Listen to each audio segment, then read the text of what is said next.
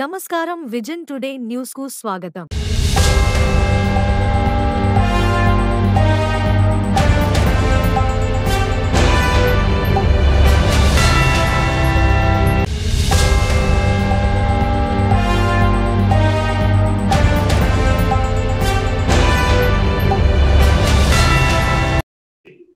ఎప్పటి నుంచో మన మహానాడులు నందమూరి తారక రామారావు గారికి ఒక భారత రత్న ఇచ్చి గౌరవించాలి, ఆయన చేసిన కృషిని గౌరవించాలని ఒక డిమాండ్ అయితే ఉండిపోయింది.